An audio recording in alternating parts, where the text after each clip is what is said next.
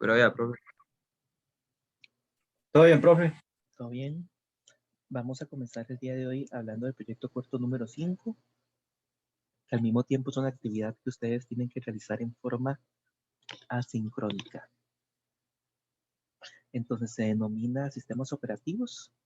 Entonces es una introducción bastante, diría yo, superficial, pero suficiente para este curso, a los sistemas operativos. Esta actividad asincrónica o proyecto programado corto tiene una parte A y una parte B. En la parte A es de investigación. Entonces, lo que van a hacer en la parte A es escribir las funciones de un sistema operativo y proporcionar al menos 2 ejemplos de sistemas operativos.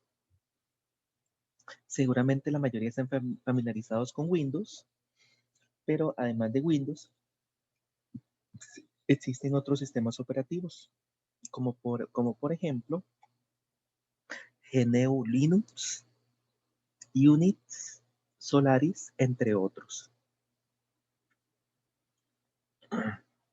En la pregunta 2, deben investigar sobre el concepto denominado software libre y escribir una pequeña reseña al respecto. El texto deberá escribirse con sus propias palabras. No escriba más de 3 renglones para responder esta pregunta. En caso contrario, perderá los puntos, y esto también aplica para todas las preguntas. Traten de ser breves. En la parte 3 se pregunta sobre el proyecto denominado GNU y deben escribir una pequeña reseña al respecto de no más de 3 renglones. Es importante que lo que esté escrito acá no sea una copia textual. Es decir, cuando uno investiga, uno nunca hace copy-paste, es decir, no copy-paste, sino que lee, lee y luego, después de que lee, escribe con sus propias palabras lo que entendió. Repito, investigar no es hacer copy-paste.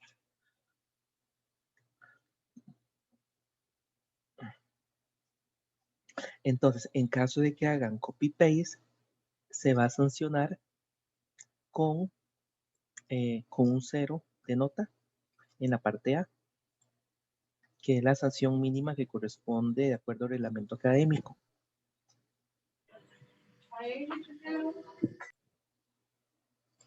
En la parte B van a hacer una actividad relativamente sencilla. Van a ver este video y van a escribir una corta reseña o resumen de este video.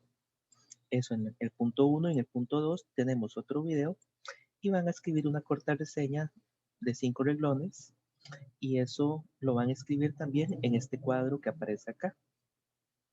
Es el proyecto corto número 5. Para el proyecto corto número 5, bueno, yo esperaría que ya lo hayan comenzado, en este ratito, en estas horas, porque también es una actividad asincrónica.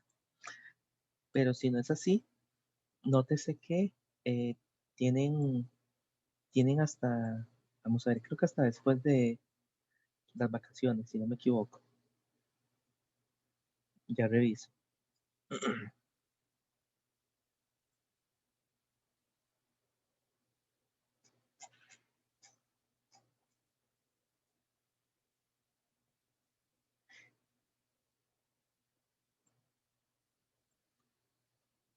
Tienen hasta el 5 de julio a medianoche. Porque la siguiente semana es vacaciones, si no me equivoco. Correcto. Sí, profe. Ok. Ahora bien, nótese que si revisan, también se van a encontrar con el examen número 1. Entonces me imagino que van a estar bastante emocionados, ¿verdad? Porque hay bastante cosas que hacer. Entonces, el examen número 1 es un examen que voy a explicar a continuación. Les voy a dar algunas pautas para que lo realicen. Pautas o pistas para que lo realicen. Nótense que este examen tiene 2 partes. una respuesta corta y problemas de desarrollo.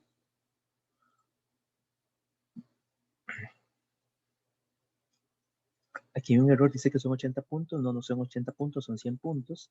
Y nótese que se debe entregar el 8 de julio antes de medianoche, es decir, se debe entregar dentro de 2 semanas. Dice que pueden entregarlo tarde, pero los penalizo 5 puntos por día. Tiene 2 partes, una respuesta corta y otra de desarrollo. Entonces, a continuación se les presenta una pregunta y deben responderla aquí en el cuadro de la derecha. Es una respuesta corta. La primera dice lo siguiente. Asumiendo que las variables A y B del ejercicio anterior son numéricas, indique la secuencia de instrucciones necesarias para intercambiar ambas variables sin utilizar una variable auxiliar.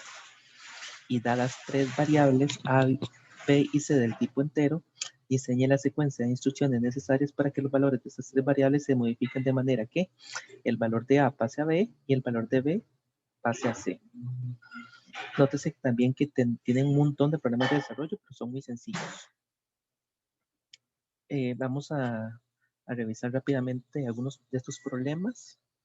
El problema 1 dice lo siguiente: diseña un algoritmo que reciba como entrada un valor numérico que representará una cantidad de galones de gasolina y debe convertir dicha cantidad de litros sabiendo que un galón corresponde a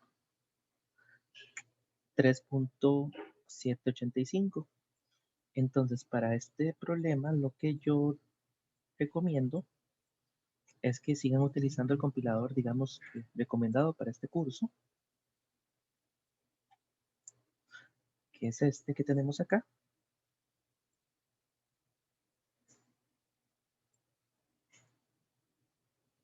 Démosle chance para que cargue de nuevo.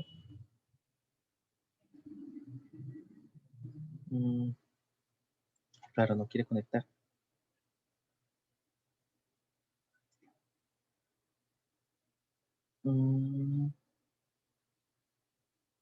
Vamos a ver, voy a utilizar otro navegador.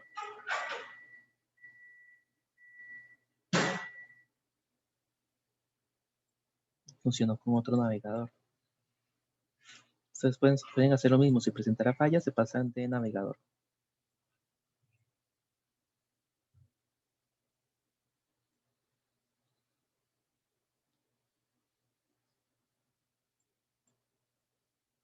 Ya está funcionando bien. Entonces, nótese qué es lo que tienen que hacer en este ejercicio. Es lo siguiente, digamos. En este caso, él recibe como entrada galones de gasolina. Un ejercicio muy, muy sencillo. Entonces, como son galones de gasolina, declaran una variable que es entera. La pueden inicializar. Luego, va a convertir esa cantidad de litros. Para convertir esa cantidad de litros ocupan otra variable que sería flotante. La vamos a inicializar en 0 también. Y bueno, lo primero que tendrían que hacer es solicitar al usuario la cantidad de galones. ¿Verdad? Ya hemos visto cómo hacer esto. Si tienen alguna duda pueden revisar la documentación que está en el campus virtual. Usualmente nosotros lo que hacemos es algo muy sencillo.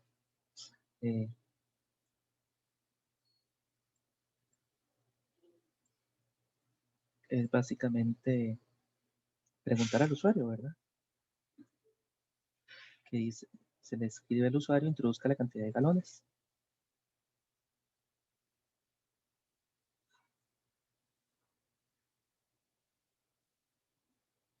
Y el usuario la va a introducir. Van a leer ese dato. Para leer ese dato utilizan el comando que ustedes ya conocen.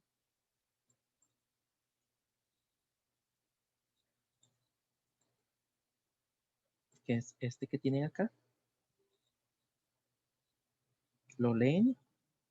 Nótense que lo están leyendo en una variable que no está declarada, que es name. Entonces vamos a declarar esa variable. Por el momento va a ser un string o una, y le vamos a poner galones. Y lo que tienen que hacer es, nótese que galones es un string, deberían pasarlo a entero. Eso se puede hacer con este comando. Y esto lo multiplican, digamos, por la cantidad de litros que hay en galones, que creo que era 3.8, ¿verdad? Vamos a ver, 3.8, digamos que es 3.785.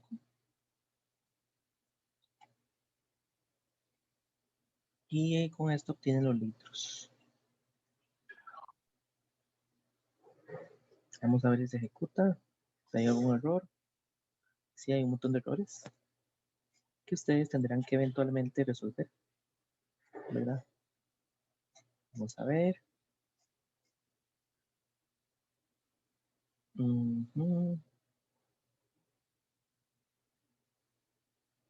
Hay un montón de errores y un montón de errores en este código. Ustedes eventualmente van a resolver cada uno de esos errores. Ustedes sabrán cómo lo resuelven. Y luego cuando terminan, obtienen le dan get URL y obtienen este enlace. Y toman este enlace y me lo pegan acá, en el examen. Y eso sería el examen. Ese es el problema número 1. Podemos resolver algún problema muy sencillo también, como el problema 4. Este problema es simplemente aplicar el teorema de Pitágoras, nada del otro mundo. Este código que está acá, por cierto, tiene un montón de errores, ustedes van a tener que corregirlo. Igual para Pitágoras, digamos, declaran A, lo inicializan, declaran B y lo inicializan, y declaran C y lo inicializan. Nótese que lo declaré como entero, pero en realidad debería ser flotante, que es lo más general, ¿verdad? Y siguen con el programa. Es un programa bastante sencillo, donde van a leer A, B y C y van a calcular el teorema de Pitágoras, que lo podrían calcular de diversas formas. Aquí hay una complicación adicional y es que tienen que calcular la raíz cuadrada de A al cuadrado más B al cuadrado, y para eso tendrían que investigar un poco acerca de una función en C++ que se denomina SQRT, ¿verdad?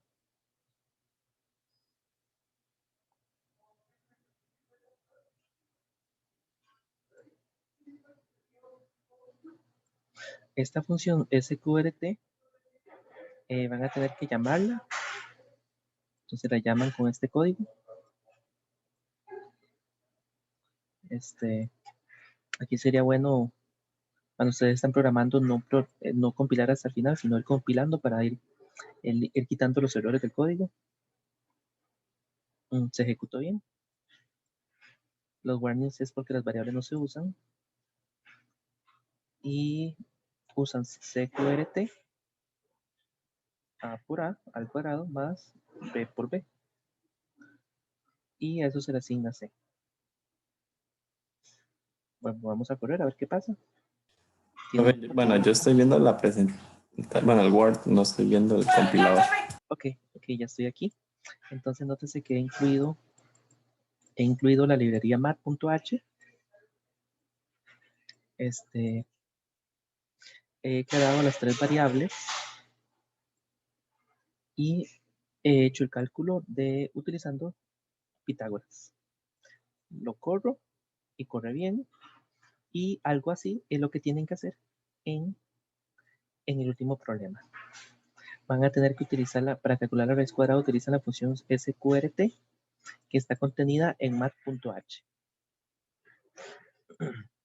Ese sería el examen. Nótese que les di algunas pistas para direccionarlos un poco y que resuelvan los ejercicios, los problemas en forma exitosa.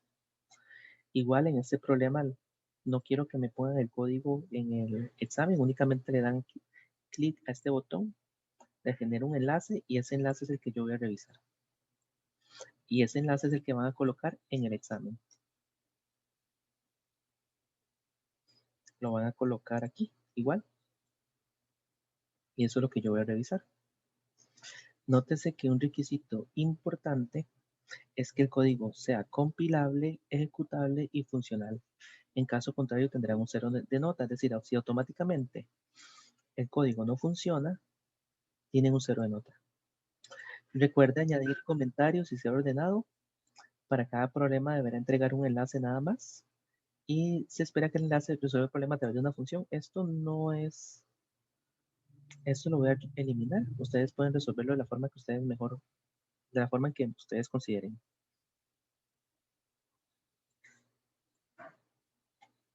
Entonces, esto lo quitamos.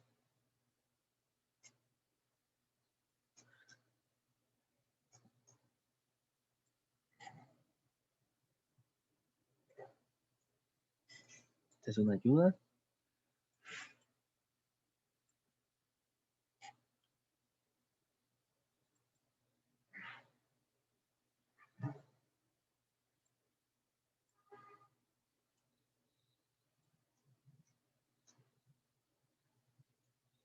Y esta es otra ayuda. Y pueden revisar luego.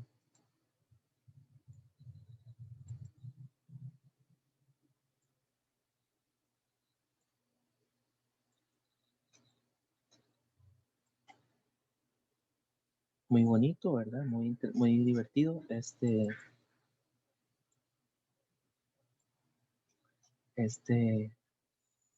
examen y tienen muchísimo tiempo. Entonces yo esperaría que saquen un 100. Y vamos a modificar acá que son 100 puntos. Y voy a volver a subir el examen.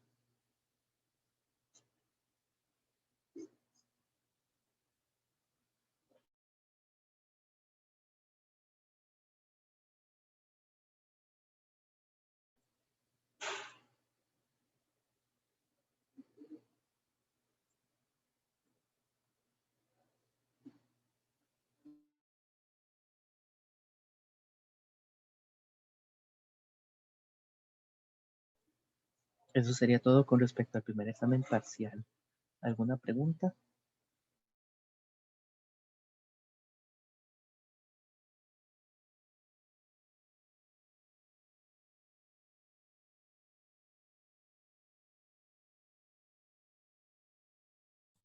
Profe, entonces ya todo, tanto el proyecto corto número 5 como el examen es ya durante la semana después de que entremos de vacaciones.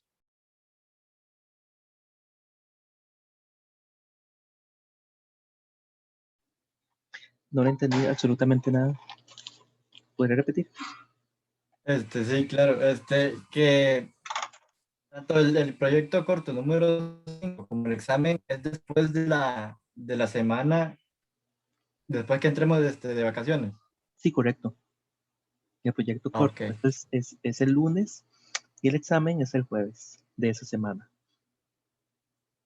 Ok. ¿Alguna otra pregunta?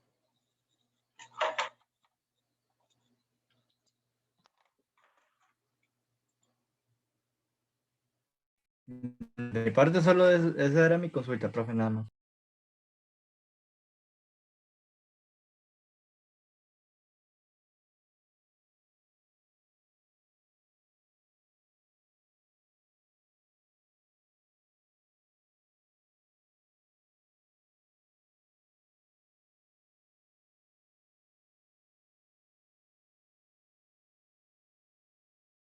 Ok, denme unos minutos para buscar la presentación.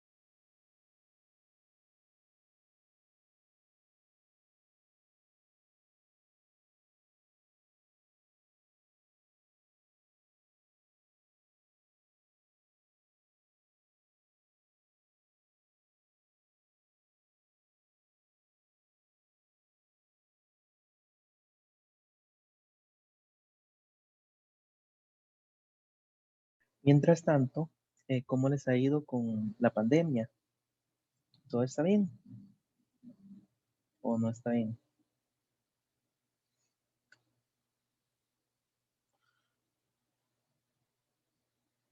Más o menos. Sí, la situación económica en Punta Arenas, siempre escucho cosas negativas de la parte de la economía de Punta Arenas. Creo que nunca cuesta mucho que escuche algo positivo. Las cosas no van bien desde el punto de vista económico. No, desde el punto de vista económico sí, sí bien, pero bueno, de mi parte sí bien, pero hace poco nos dio COVID aquí a mi familia y a mí, entonces estábamos más o menos. Pero ya lo superaron. Sí, gracias a Dios, ya, ya. Ujú. ¿Y quedaron con secuelas o feas? No, no, no, no, no. Todo súper bien. Es que ya nos habían vacunado y nos dio después de que nos vacunáramos, entonces nos fue bastante bien. Interesante. ¿Y tenían las dos dosis o solo una? Solo una. Mm, ok, sí. Sí, es una ruleta rusa porque de cada 100 personas, digamos, asumiendo que no están vacunadas, muere una, ¿verdad? Eso es lo curioso, ¿verdad? Y es una ruleta rusa porque cualquiera puede morir. No importa si es joven o adulto.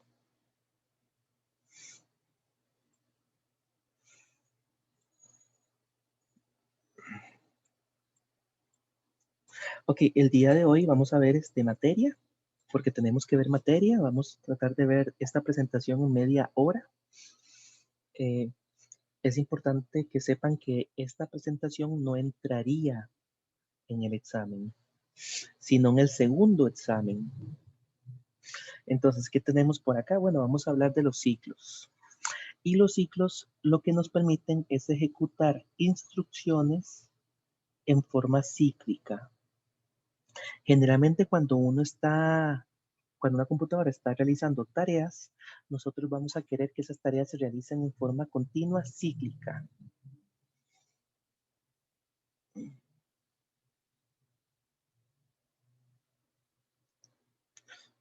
Y el primer ciclo, el ciclo más básico, se denomina el ciclo for. Y bueno, el ciclo for se conoce como una estructura de control cíclica, que lo que nos permite es ejecutar una o varias líneas de forma iterativa. Entonces, ¿qué nos permite realizar? Bueno, tenemos aquí un pedacito de código, un trozo de código que queremos ejecutar múltiples veces. Preguntamos por una condición. Si esa condición no se cumple, se vuelve a ejecutar el código.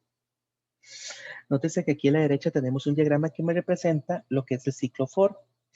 Nótese que tenemos el trozo de código, el código, tenemos la condición y si la condición se cumple, salimos del ciclo y terminamos.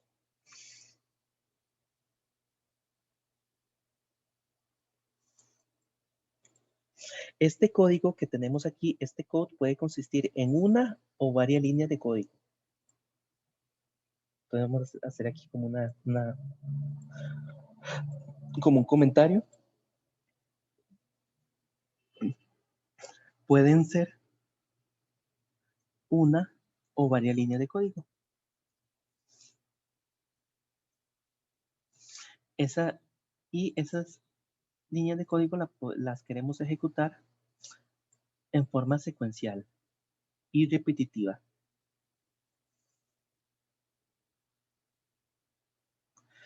Nótese que aquí tenemos una condición, usualmente esa condición corresponde a una expresión lógica.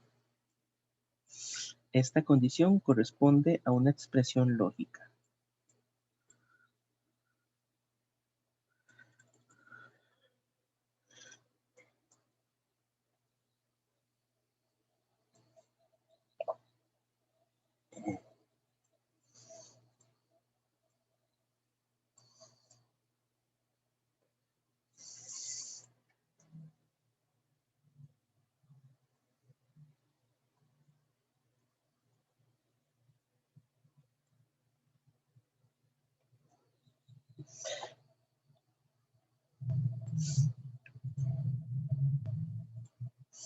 Nótese también que por acá tenemos, digamos, el mismo diagrama de flujo. Nótese que podemos tener por acá una impresión y lo que queremos es repetir esta impresión que tenemos acá 100 veces. Entonces, lo que hacemos es imprimir, preguntamos si se cumple la condición. Esa condición en este caso sería si ya se imprimieron los 100, si ya se imprimió 100 veces. Si la respuesta es no, sigo imprimiendo. Y va a llegar el punto en el cual voy a imprimir ya las 100 veces y en ese momento se cumpliría la condición y termino. Entonces, para resolver un problema como este, yo utilizo un ciclo for. Entonces, recuerden que los ciclos for se utilizan cuando quiero ejecutar un código una determinada cantidad de veces. Y esa cantidad de veces va a depender de la condición, que es una expresión lógica.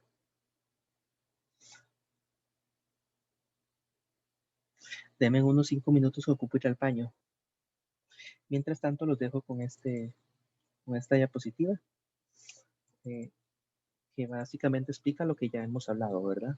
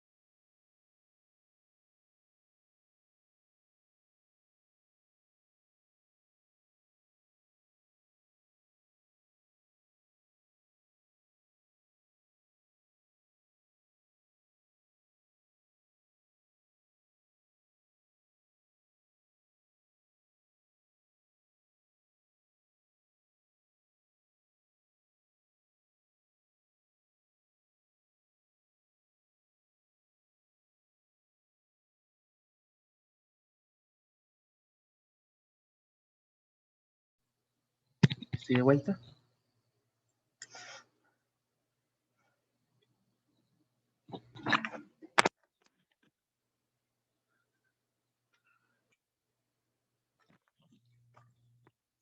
Estoy de vuelta y seguimos hablando del bucle del for. Algo importante que no les había comentado antes es que ustedes van a encontrar esta estructura de control en casi el 100% de los lenguajes, lo cual resulta interesante. Es una estructura de control bastante común. Y de hecho, en casi todos los lenguajes tiene una sintaxis parecida. Nosotros en C++ especificamos el for de la siguiente manera. Ponemos la letra, digamos, las 3 letras de for, F, O, R. Aquí dejamos un espacio. Eso es importante porque si no dejamos un espacio, no va a funcionar. Entonces dejamos un espacio.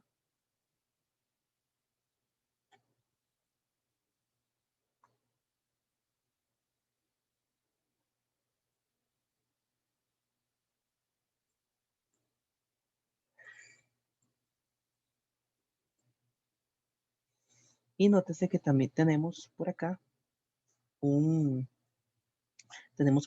tres argumentos.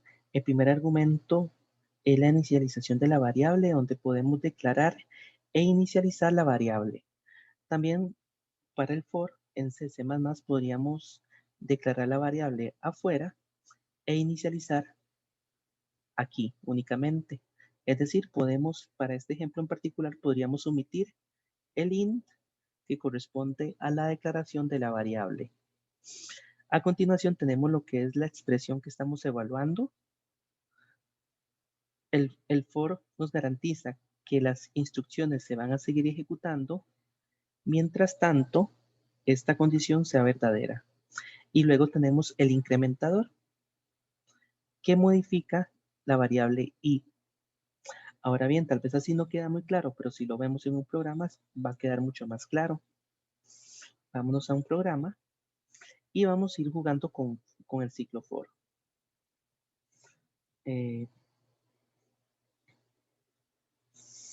Declaramos for, espacio, abrimos paréntesis. Primero viene lo que es la inicialización de la variable.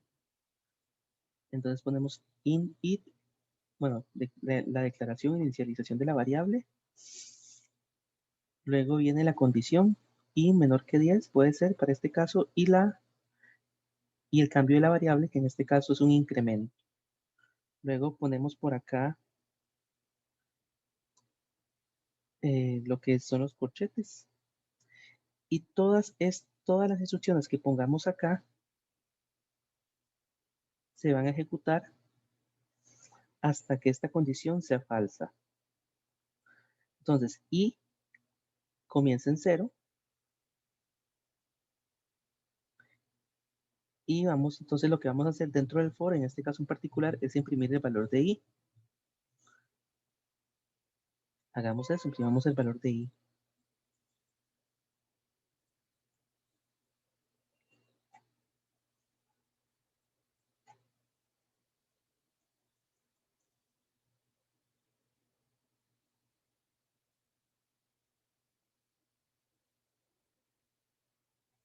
Imprimimos el valor de i. Nótese que cuando se ejecuta el primer bucle, i es 0. Entonces se va a imprimir un 0. Y al final del for, ejecutamos el incremento. Luego se vuelve a ejecutar la instrucción, pero en este caso i vale 1. Entonces imprime 1. Y también al final se va a preguntar, ¿es el valor de i menor que 10? Si esto sigue siendo verdadero, el for se sigue ejecutando. Corramos para que vean cómo se comporta. Entonces ve que interesante, imprime de 0 a 9. Es decir, se ejecuta 10 veces. Entonces, este código se repite. hasta que la condición sea falsa. ¿Cuál condición estamos hablando? Bueno, estamos hablando de la condición y menor que 10.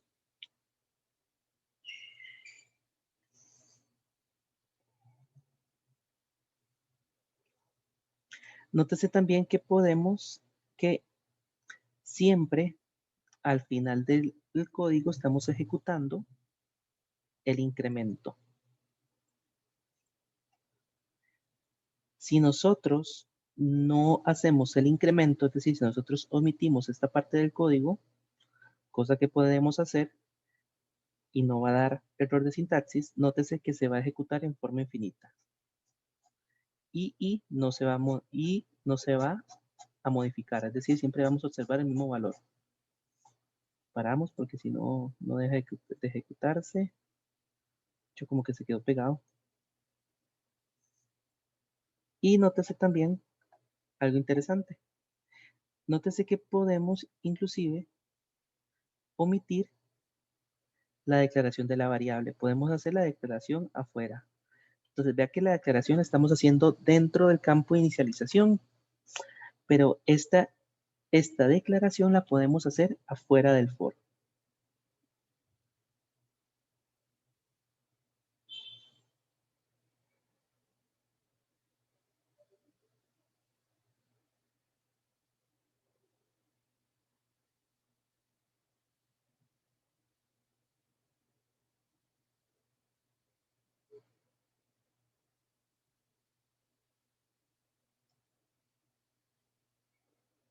Eso es lo que estamos haciendo a continuación. Estamos moviendo la declaración de la variable i fuera del for. Y esto debería funcionar. No debería dar error. Tengo pegada la pantalla, ¿verdad? Por alguna razón. Ya está corriendo. Está como pegado.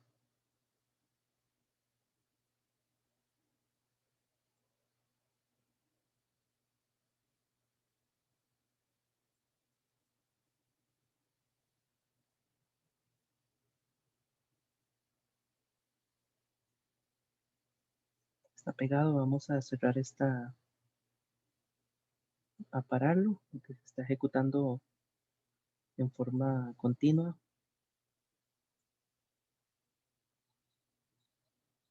Vamos a volver a cargar para ver qué pasa.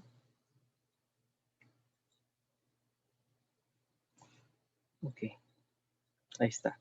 Entonces le damos correr.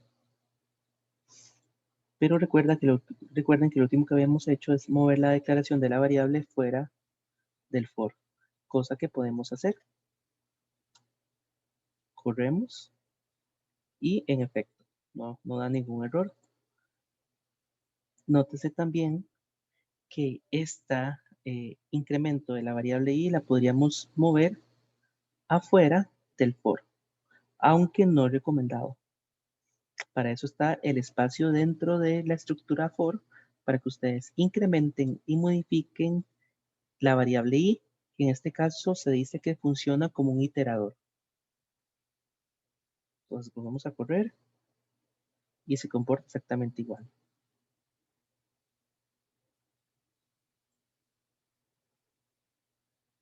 Podemos inclusive también remover la inicialización acá y hacer la inicialización junto con la declaración y no debería dar ningún error. Vamos a ver. Eso también va a depender del compilador, del compilador que se esté utilizando, la versión. Pero bueno, en este caso no nos dio error.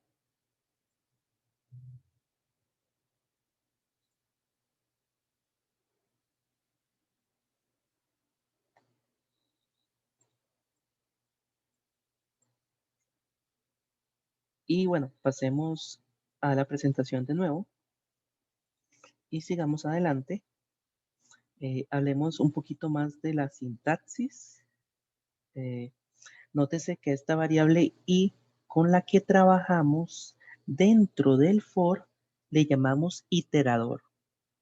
Y el iterador es una variable que usualmente se entera, pero podríamos también declararla como flotante. De hecho, si nos vamos al for, de nuevo y se nos ocurre declarar i como un flotante, no habría problema, debería funcionar igual. Y en efecto funciona igual.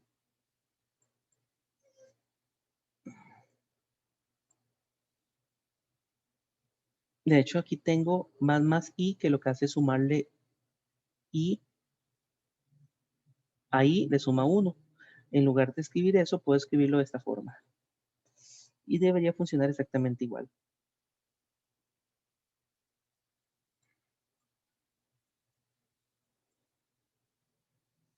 Entonces, el for se compone principalmente del iterador, y en cada, digamos, en cada una de las 3 partes yo juego con ese iterador. Este es el código que utilizamos en todos los for. Lo recomendable es que inicialicemos la variable dentro del for y que además la declaremos. Algo importante es que si ustedes declaran la variable en el for, esa variable únicamente va a existir dentro del for y no fuera de él.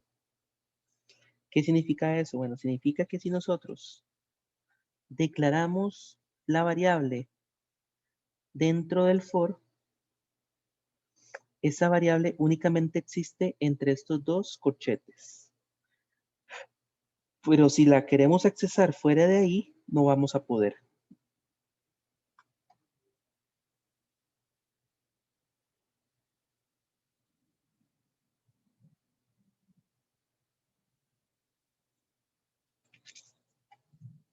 Hagamos el ejemplo número 1. Este ejemplo es muy sencillo. Lo que van a realizar es lo que van a hacer es un trozo de código que imprime 5 veces su nombre usando un ciclo for. Entonces lo que hacen es, primero colocan la librería, ¿verdad? Ocupamos estas 2 librerías. Casi siempre las vamos a ocupar. Luego viene la función principal, la función main. Que la función main, hablamos la clase anterior, que es la función principal. Y luego declaramos una variable n mayúscula y la inicializamos en 5. Y a continuación imprimo mi nombre 5 veces, utilizando un for. Nótese que utilizo un iterador i que se inicializa en 0. Esta es la condición que tiene que ser,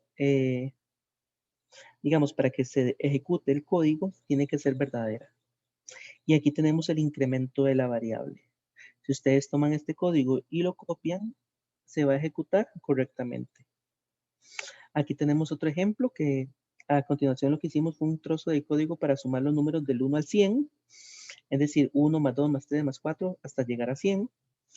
Y bueno, nótese que declaramos 2 variables, una variable acumulador que acumula el resultado de las sumas y una variable n mayúscula que contiene el límite, digamos que es la cantidad de números que vamos a sumar. Y tenemos por acá el iterador. Si ustedes analizan este código y los insto a que revisen el código en detalle después de la clase y lo ejecutan, va a sumar del 1 al 100.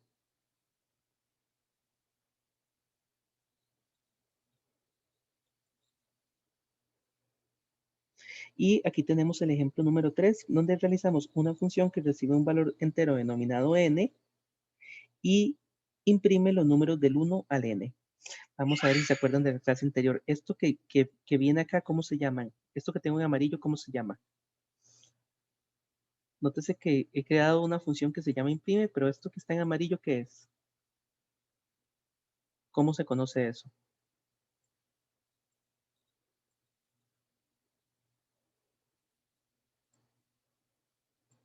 ¿Alguien que me diga? Ok, eso que aparece en amarillo se conoce como declaración de función o prototipo de función. El nombre más común es prototipo de función. C++, para funcionar, requiere que al principio siempre coloquemos las funciones que vamos a utilizar. De forma similar a las variables. Las variables requieren una declaración. Las funciones también requieren una declaración. Nótese que la función imprime recibe un valor entero denominado a n e imprime los números de 1 al n. Y aquí tenemos esa función y a continuación tenemos la función principal que ejecuta esta función que realizamos.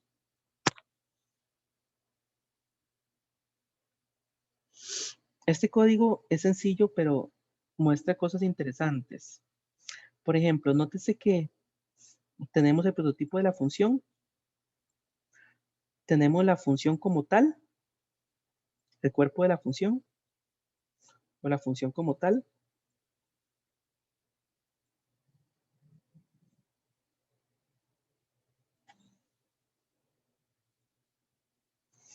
Y luego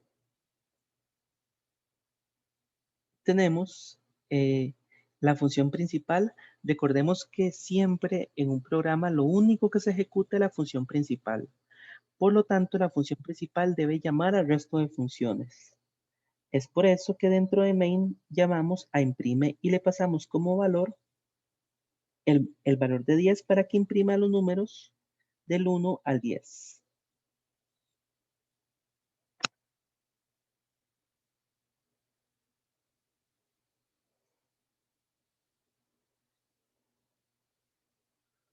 Si no tenemos función principal,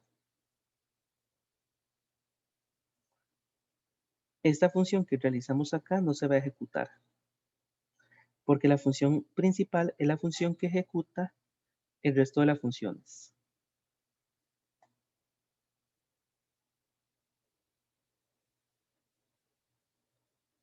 ¿Alguna pregunta hasta acá?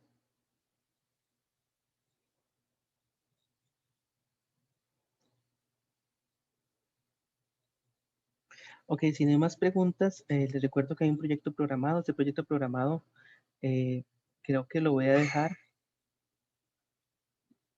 No lo puedo dejar para la siguiente semana porque ya sería mucho. También ustedes me dicen para cuándo lo puedo dejar. Recuerden que la semana anterior hablamos del proyecto programado número 1.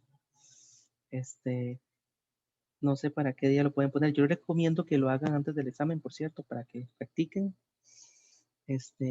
Yo creo que voy a poner entrega por ahí del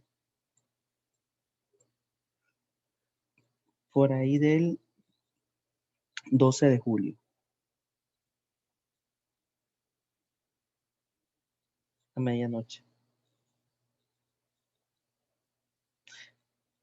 ¿Alguna pregunta antes de terminar la clase sincrónica?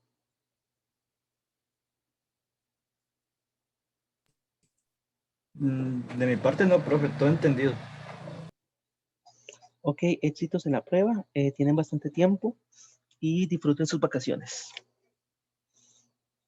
Gracias. Profe, gracias. Gracias, profe.